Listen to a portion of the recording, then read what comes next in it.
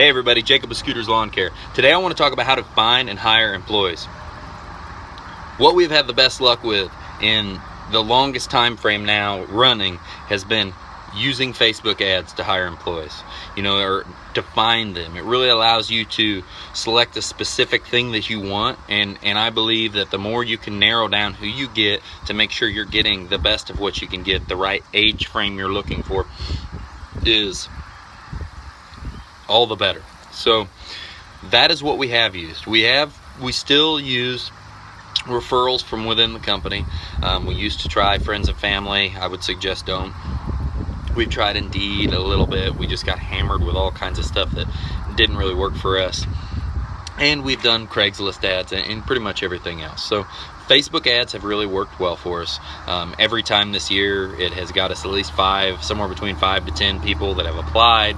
Then we kind of narrow that down even farther by looking into their Facebooks, just like a big business would. You can get eliminated before you ever even get called just from having a bad Facebook, and you can find out a lot about a person by the things they post and say. Then this can trickle down and just really help you narrow what you need. So that's what we do to find a lot of our employees. We also make sure that everyone applies the exact same way. We only accept online applications. It makes it really easy for us. They just come in on an email and we know we have another application. So once you've found some people and you know that, hey, these are the guys I want to call, now it's time to interview. So interview process, I know when you start out, it's just like, man, I need someone now. I can't get it done. We got to have them. We got to get them out there working.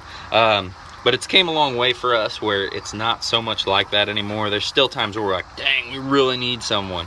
But, I try to stay away from needing people that bad to where it's a frantic rush. I'd rather hire a little ahead of time and maybe not have enough than be dying and need it so bad. So on our interview process, we used to just meet with someone and that was pretty much it, and ask them some random questions we came up with to try to see if we thought they would work. So we've kind of brought that down and made that more systematized, where we actually have an interview process we run through every time, questions we ask every time. Me and the wife both have our individual parts of this interview. And the biggest thing, question-wise, that has helped us in an interview has been not just asking some simple question and this is what is almost every interview I've ever been in, I've got to ask, were questions that I knew how to answer to make that boss make me sound good, and because you're always trying to sell yourself, you believe in yourself, you need to sell yourself. But we ask open-ended questions that don't really have a specific answer that benefits what we want to hear. But it's more of a question to make a potential employee think and answer how they believe they should answer. And it's more about being able to use that to read the employee, to judge from that, and really get a better feel of someone. So that has dramatically changed. Our interview process, we up front tell them the gross revenue we made last year, talk about how, the gross revenue we made last year, we talk about our goal for this year, and we talk about where we want to be next year. We also talk about what this means for you in this business and where you want to be in 5 years, because we are planning on growing. I will never stop growing this business, and that is 100% what we want. And we want to make sure these people know that you're not just going to mow. If you want it bad enough, be a project manager, be an operations manager, be maintenance manager, landscape manager. There is room to grow, and I believe that you need to share everything. Be an open book. I don't care about people knowing the numbers. I don't care about people knowing profit. That doesn't matter. There's no reason for me to hide that. It doesn't affect my business whether you go spout off and tell everybody what we're doing or not. So we share those things with them and kind of do more feeling out as we go through this, and that has been a great interview process for us, because a lot of our guys, when we tell them our profit or our revenue projections, we tell them that our values, quality, leadership, teamwork, and profitability, those are things that's what makes this big ball of wax roll.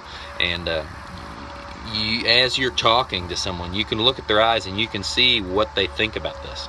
Okay, so the very last step is going to be actually signing them on. I'm seeing this video is kind of going a little longer than I wanted, so I'm gonna cut this down. If you got more questions, please ask, and I'd love to try to answer any comments. But so when you sign them on, what has worked amazing for us, it used to just be you're starting fine, you know, get the minimal information, but we already have pre-made. It's a folder in it's a folder on the computer that you open, and you print out all these things, and it's got your W-2s, it's got your employee handbook that has to be signed, it's got your we have to have bank account for direct deposit. Writing checks is a waste of time. Money is going straight into your account. That way we never get held liable if someone messes up a check, you know, or doesn't get it put out there in time. And so direct deposit's required.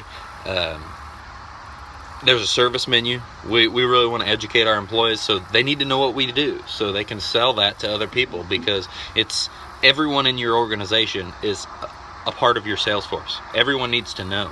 Everyone needs to be able to say when they're at a cookout and someone's asking for the gutters to get cleaned, the bushes to get trimmed, the pavers to get laid. They need to know that, hey, the guys I work for, we are awesome, and they can do that. We can do that for you, and I'd love to help, you know. So there's all these things that you have to sign, you know, in documentation to make sure you get them onboarded, make it a smooth process, and make sure you cover your bases so everyone's on the same page.